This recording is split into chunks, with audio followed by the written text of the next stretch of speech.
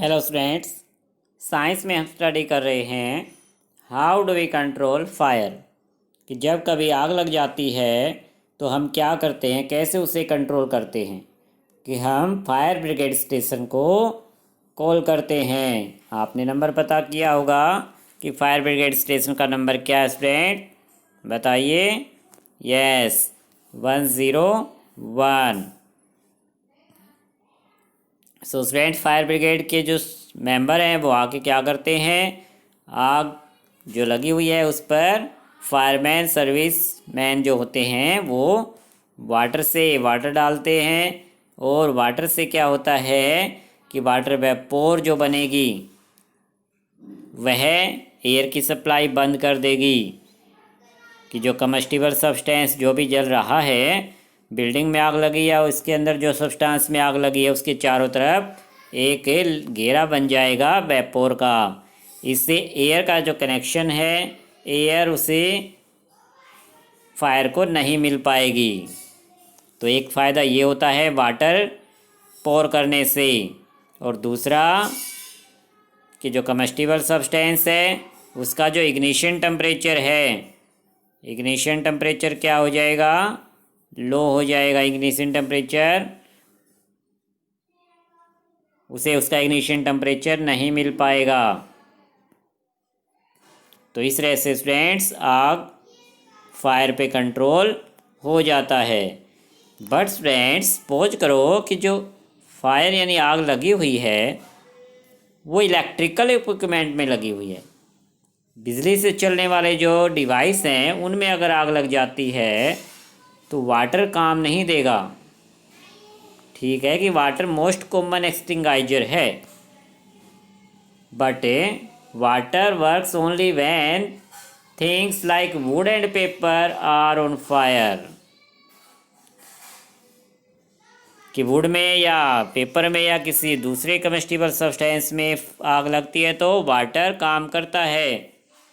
But if electrical equipment is on fire, water may conduct electricity. कि water electricity का conductor है and harm those trying to douse the fire. और उनके लिए harmful होगा जो उससे पर वाटर डालेंगे। तो water is also not suitable for fires involving oil and petrol. और किसी ऑयल या पेट्रोल में आग लग जाती है तब भी वाटर सुटेबल नहीं है, क्योंकि ऑयल जो है वाटर से ऊपर आ जाता है। वाटर डालेंगे, वाटर नीचे चला जाएगा, ऑयल ऊपर आके फिर से जलने लगेगा। Do you recall that water is heavier than oil. आपको याद होगा कि वाटर ऑयल से हैवी होता है। अदर वर्ड्स में क्या कह सकते हैं, ऑयल वाटर से लाइटर होता है, इसलिए ऑयल वाटर पे फ्लोट करता है। So it sinks below the oil and oil keeps burning on the top. तो वाटर हैवी होने की वजह से ऑयल के नीचे चला जाएगा, उस पर वाटर डालेंगे तो, और ऑयल ऊपर आ जाएगा और वह बर्न होता रहेगा। सो स्टूडेंट्स, नाउ इस सिचुएशन में क्या करें कि जब इलेक्ट्रिकल इक्विपमेंट में या फिर ऑयल में आग लग जाती है तो उसे कैसे कंट्रोल किया जाए। यस, इसके लिए स्टूडेंट्स फायर एक्सटिंगाइजर जो सिलेंडर होते हैं उनका यूज किया जाता है। आप देखते हैं ऑफिसेज में, बिल्डिंग्स में इस तरह के सिलेंडर लगे होते हैं, क्योंकि वहाँ पर इलेक्ट्रिकल इक्विपमेंट का यूज है। कि for fire involving electrical equipment and inflammable materials like petrol. कि जब इलेक्ट्रिकल इक्विपमेंट में आग लगती है या इनफ्लेमेबल मटेरियल जैसे कि पेट्रोल में आग लग जाती है, carbon dioxide CO2 is the best extinguisher. तो उस सिचुएशन में स्टूडेंट्स वाटर नहीं बल्कि कार्बन डाइऑक्साइड बेस्ट एक्सटिंगाइजर बनती है, क्योंकि CO2 डालने से फायर को ऑक्सीजन नहीं मिल पाएगी। ऑक्सीजन नहीं मिलेगी तो फायर कंट्रोल हो जाएगी। CO2 being heavier than oxygen covers the fire like a blanket. Blanket की तरह फायर को कवर कर लेती है। Since the contact between the fuel and the oxygen is cut off, the fire is controlled. The added advantage of CO2 is that in most cases it does not harm the electrical equipment, और यह electrical equipment के लिए भी harmful नहीं होती. How do we get the supply of carbon dioxide, की carbon dioxide की supply कैसे हो. It can be stored at high pressure as a liquid in cylinders, कि हाई प्रेशर में स्टूडेंट्स लिक्विड स्टेट में इसको सिलेंडर में स्टोर किया जा सकता है.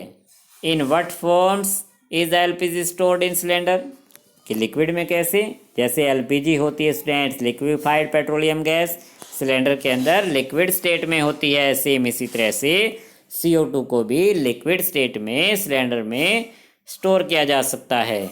When released from the cylinder, CO2 expands enormously in volume and cools down. और CO2 जैसे सिलेंडर से बाहर आती है एक्सपेंड होगी एकदम से, और उसकी वॉल्यूम एक्सपेंड हो जाएगी और एकदम से कूल डाउन हो जाती है. यानी कि जो इतनी ठंडी होती है वो कि जो जिस सब्सटेंस में आग लगी हुई है, जिस इलेक्ट्रिकल इक्विपमेंट में आग लगी हुई है, उसको एकदम से कूल कर देती है. तो इससे उसका जो टेम्परेचर था वो लो हो जाता है, उसका इग्निशन टेम्परेचर बढ़ जाता है.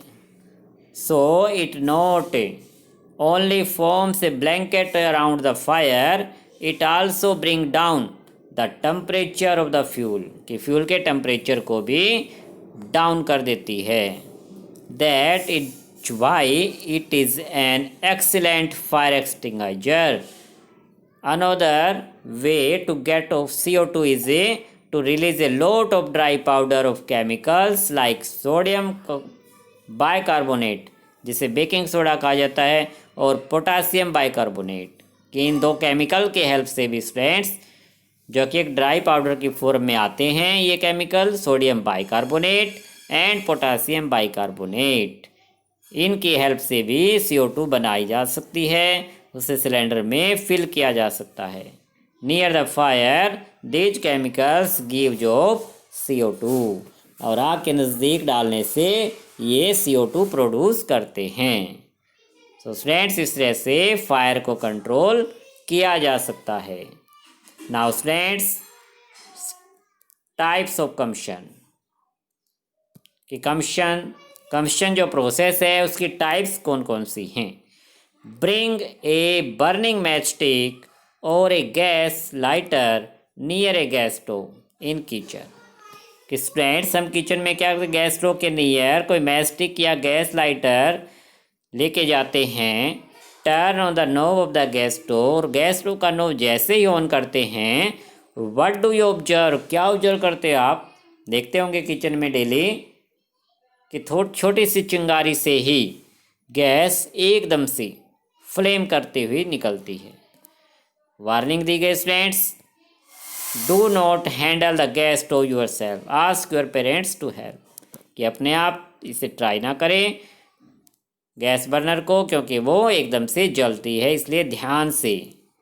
कि we find that gas burns rapidly, बड़ी तेज़ी से एकदम से वो बर्न होती है, and produces heat and light, heat light produce करती है. So such combustion is known as a rapid combustion. तो इस तरह का जो कम्बशन प्रोसेस है स्टूडेंट्स रैपिड कम्बशन कहलाती है. जब हमारा फ्यूल यानी जो कम्बस्टिबल सब्सटेंस है, जो जिसमें कम्बशन प्रोसेस स्टार्ट हो रही है, अगर वो एकदम से बड़ी क्विकली फ्लेम के रूप में जलता है तो उसे रैपिड कम्बशन कहा जाता है. इसका और एग्जांपल क्या हो सकता है स्टूडेंट्स, कि जो ऑयल है, ऑयल में अगर हम मैच स्टिक बंद करके लेके जाएंगे एकदम से फ्लेम निकलेगी, तो ये रैपिड कम्बशन के एग्जांपल हैं. Next friends, there are substances like a phosphorus which burn in air at room temperature, कि जो फास्फोरस है स्टूडेंट्स वो एक ऐसा सब्सटेंस है जो रूम टेम्परेचर में ही जो एयर है उसी में बर्न होना स्टार्ट हो जाता है. यानी उसमें कम्बशन प्रोसेस ऑटोमेटिकली अपने आप स्टार्ट हो जाती है। फास्फोरस को अगर हम खुले स्थान पे रख देंगे तो वह एकदम से रूम टेम्परेचर पे आग पकड़ लेता है। The type of combustion in which a material suddenly Burns into flame without the application of any apparent cause it spontaneous combustion. तो स्टूडेंट्स, ऐसा सब्सटेंस, ऐसी कम्बशन प्रोसेस जो सडनली एकदम अपने आप ही हो रही है तो उसको स्पॉन्टेनियस कम्बशन कहा जाता है। इसीलिए स्टूडेंट्स, फास्फोरस को खुले में नहीं रखा जाता, उसे कहाँ रखते हैं? वाटर में डाल के रखा जाता है या केरोसिन ऑयल में डाल के रखते हैं। तो ये 2 टाइप्स हैं students, mainly rapid combustion, spontaneous combustion. एक टाइप और है, so study this. Spontaneous combustion of coal dust. Spontaneous combustion का एक और एग्जांपल बताया गया स्टूडेंट कि जो कोल माइन होती हैं, coal dust has resulted in many disaster fires in coal mines. जहाँ से कोयला निकाला जाता है कोल माइंस कहा जाता है, जिसे वहाँ पर जो कोल डस्ट है वो उड़ती है, जैसे उसमें फ्रिक्शन हो जाता है, फ्रिक्शन की वजह से वो अपना इग्निशन टेम्परेचर प्राप्त कर लेती है। स्पॉन्टेनियस फॉरेस्ट फायर आपने सुना है, फॉरेस्ट में अचानक आग लग जाती है। Or sometimes due to the heat of the sun और due to lightning strike. Lightning strike करने की वजह से, सन की हाइट की वजह से, सन की हीट की वजह से, इस तरह से वो एकदम से आग पकड़ लेते हैं कोल माइन में और फॉरेस्ट में। तो इसे स्पॉन्टेनियस कम्बशन कहा जाएगा, क्योंकि हमने कोई ऐसी प्रोसेस नहीं की कम्बशन की, वो अचानक रैपिडली अपने आप ही हो रही है, इसलिए उसको स्पॉन्टेनियस कम्बशन कहा जाता है। However, most forest fire are due to the careless of human beings. It is important to remember that the campfires must be completely extinguished before leaving the forest after a picnic or a visit. कि forest fire के बारे में हमने सुना है students, लेकिन ज़्यादातर जो है ह्यूमन की केयरलेस की वजह से लगती है फॉरेस्ट में आग। कि जो विजिट पे जाते हैं, पिकनिक पे जाते हैं फॉरेस्ट में, वो वहाँ पर जो कैंप फायर्स जो आग जलाते हैं वो उसको पूरी तरह से एक्सटिंगाइज नहीं करके आते, उसको ऐसे ही छोड़ के आ जाते हैं, इसलिए उससे भी फॉरेस्ट में फायर लग जाती है, फॉरेस्ट फायर लगती है। So students, now we generally have workers on festival days. कि फेस्टिवल डेज में हमने देखा है कि जो फायर वर्कर्स होते हैं, फायर वर्कर्स यानी जो आतिशबाजी हैं, पटाखे हैं, van cracker is light ignited, एक क्रैकर को इग्निटेड करते हैं यानी थोड़ा सा ही हम उसको गर्म करते हैं, a sudden reaction take place, अचानक उसमें एकदम से हम रिएक्शन देखते हैं। With the evolution of heat, light and sound, बड़ी तेज़ी से उसमें हीट, लाइट, साउंड निकलती है। A large amount of gas formed in the reaction is liberated, कि उसमें गैस को हाई प्रेशर पर डाला गया होता है, लार्ज अमाउंट ऑफ गैस एकदम से निकलती है। Such reaction is called explosion.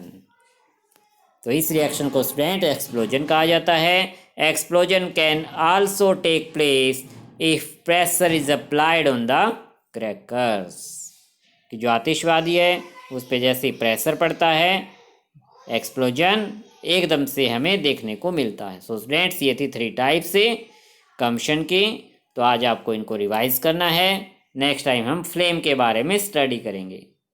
Okay student, thank you.